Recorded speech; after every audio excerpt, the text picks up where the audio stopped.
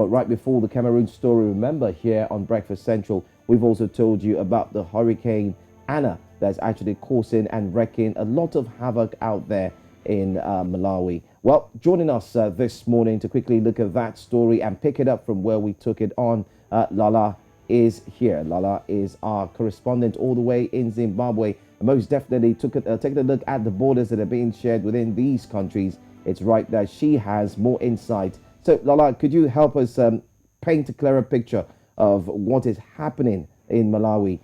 Some parts definitely of these countries are indeed going through this tragic times, especially also looking at Malawi and not forgetting Mozambique as well. Good morning. Okay, so it looks like Southern Africa, in particular Mozambique, Zimbabwe, Malawi, and some parts of Zambia are going to relive the events of 2019 with Cyclone Idai, and this time around it's a tropical storm Anna. What we know so far is that most of the damage has happened in Mozambique. It has happened in Malawi. Malawi didn't have electricity since yesterday due to the heavy storms. Parts of Malawi, that is. And in Zimbabwe, we've been receiving heavy rainfalls, especially in the Manicaland area. And mind you, this Manicaland area is the same area that is still recovering basically from Cyclone Idai of 2019. And so far, the damage that has happened in the area are trees have fallen.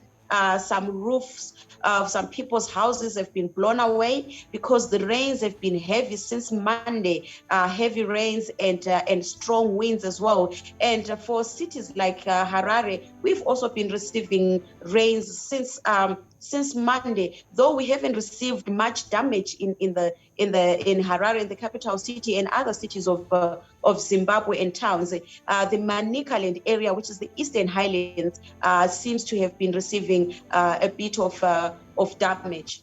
Right. Now, Lala, you did mention that it has affected countries like Mozambique, Malawi, some parts of Zambia, and even Zimbabwe, where we're talking about. But what is the government in all this country? What are they really doing? How are they handling the situation?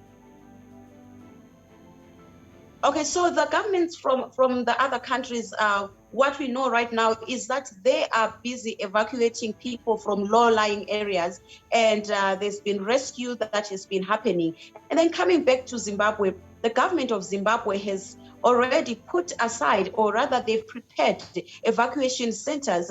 There's one evacuation center in Chimanimani that can hold up to 200 people. And even here in Harare, in places like Budiriro, there have been evacuation centers that have been prepared by the government. And it should be good to know that the government of Zimbabwe, through the Civil Protection Department, has also ordered the Grain Marketing Board of Zimbabwe to release 50 tons of maize for, in case of emergency, in case the situation gets dire and people really need food. As well as the Air Force of Zimbabwe says it has got 2 units on standby in case things get horrible, bad in Eastern Highlands. So the government of Zimbabwe is prepared. Remember, this is not the first time they'll be dealing with such an issue. The occurrences of Cyclone Idai in 2019 really taught the government the state of preparedness, how they should prepare and how they should deal with these natural disasters. So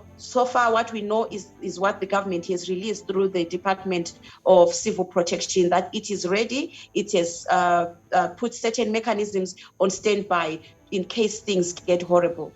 Right. Now, I mean, Lala, looking at the situation and looking at the hurricane or cyclone that happened in 2019, is it possible that this could have been seen ahead of time to prepare the people in those areas to avoid death and loss of lives?